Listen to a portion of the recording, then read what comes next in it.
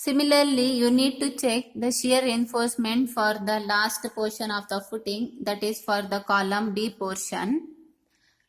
Here, the details what you have to adopt should be adopted from the column B reinforcement. Whatever the reinforcement that you have provided for the MB portion, that details you need to write down now.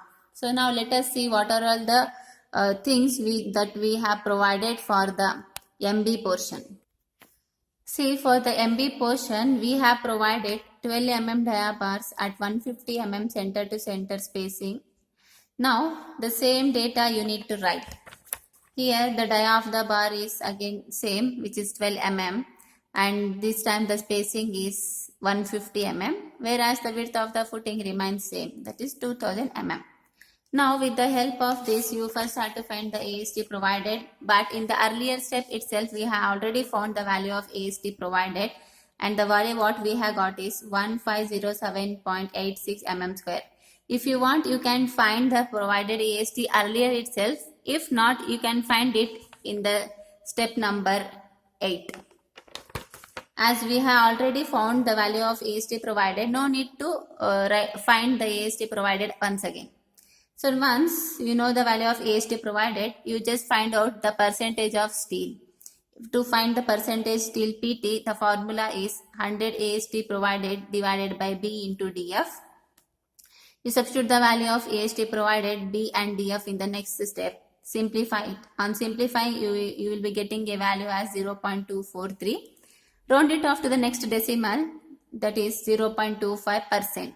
Now this time, the value of percentage steel what we will be getting is 0.25%. Now, you need to find the value of tau C for this much percentage of steel. Again, with the help of table number 19 from the same page, that is from the page number 73. From page number 73 from IS 456 code book, table number 19. Now you need to extract the value of tau C for the percentage steel of 0.25. Now you check where the percentage steel of 0.25 is lying. See, it is lying in the second row. Now the grade of the concrete remains same, that is M20. For 0.25 percentage steel and for grade M20, the value of tau C is 0.36. You directly adopt the value of tau C from the table itself. I am directly getting the value of tau C from the table as 0.36 Newton per mm square. Once you extract the value of tau C, you need to find the permissible shear stress value. To find the permissible shear stress, the formula is K into tau C. Here the value of K remains 1. That will not get changed here. So 1 into 0.36 gives you 0.36 Newton per mm square. Once the value of permissible shear stress is known, you need to compare that value with the nominal shear stress value. That is, you compare tau C with K tau C.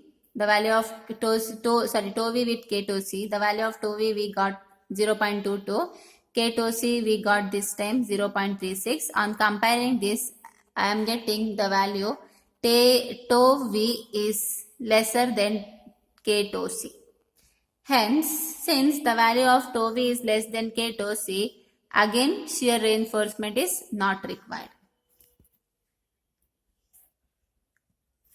See, the sentence meant that it is not necessary to design the shear separately, but you have to provide minimum amount of reinforcement in order to resist the shear which is acting on the supports of the column.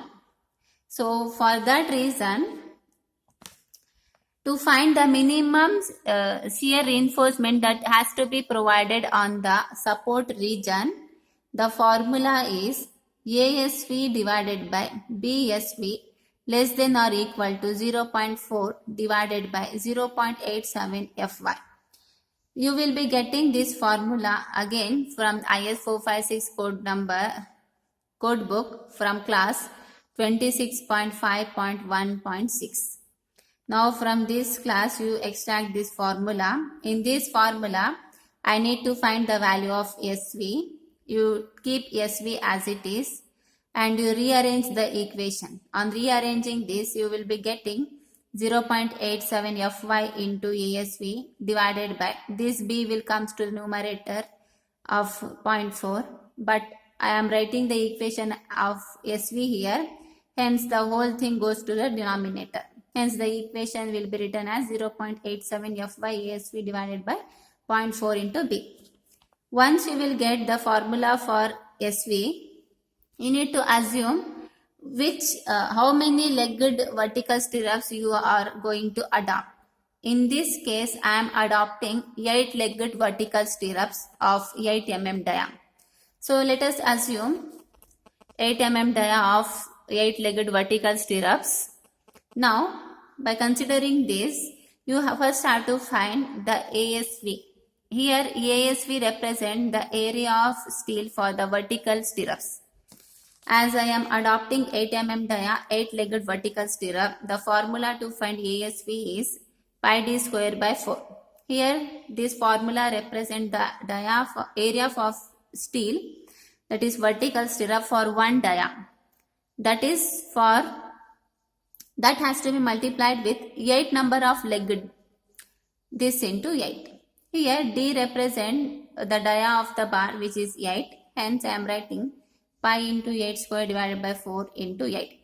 This 8 represents the dia of the bar. Into 8 represent the legged, how many legs you are going to consider. Here I am considering 8 legged vertical stirrup. Hence I am multiplying the whole formula with 8 numbers. Now on multiplying this, you will be getting the value of ASV as 402.12 mm square. Once you find the spacing, ASV, you need to find the spacing with the help of the above formula. You substitute the values of all the variables in the above formula and you simplify it. On simplifying, you will be getting the value of SV as 181.48 mm. You just round it off to next lower digit, that is 175 mm. If not, you can keep that as 180 or 170. It is left to you. Now, you compare this SV value with the limits. See, for the spacing of vertical stirrups, the limit is your spacing should not be more than 0.75 times of D or it should not be more than 300 mm. Here D represents the thickness of the footing. You substitute the value of DF as 310 and you simplify this. 0.75 into 310 gives you 232.5 mm. You compare all the three values. We got the value as 175 and the limit values are 232.5 as well as 300. Out of these three values, you need to adopt the lower value. The lesser value out of these three is 175 mm itself. Therefore, you adopt the spacing as 175 mm. Once you adopt the spacing, you finally have to write a sentence as, therefore provide 8 mm dia bar, what you assumed earlier, with 8-legged vertical stirrups at a spacing of 175 mm center to center in the cantilever portion. See, in the cantilever portion means in the first and the last portion of the footing. See, from this figure, I can say that this portion and this portion represent the cantilever portion of the footing. Hence, for both the portion, the same spacing has to be adopted. That is 175 mm. Hence, within the bracket, I have written this as both at column A as well as column B. Now, what will be the reinforcement or what is the shear reinforcement that is provided in the middle portion of the footing? We have not designed the reinforcement for the middle portion. No need to design it. You can directly write this as whatever the design which you have done so far, the same design is applicable for the middle portion. Hence, I am directly writing the sentence as, similarly provide 8 mm dia bar, 8-legged vertical stirrup at a spacing of 200 mm center to center in the center of the span. This thing I am going to assume. See, instead of taking 175, I am taking the spacing as 200 mm just because we know that the shear force is higher at the supports. See, you will be getting the maximum shear force value for the end portion of the footing. For the middle portion, the shear force value remains lesser compared to the first two or first and last supports. So for that reason, I am just increasing the value of the spacing for the middle portion. If you want to increase, you can increase it little bit, 50 mm or 25 or 30 mm. That's all. So this completes step number 8.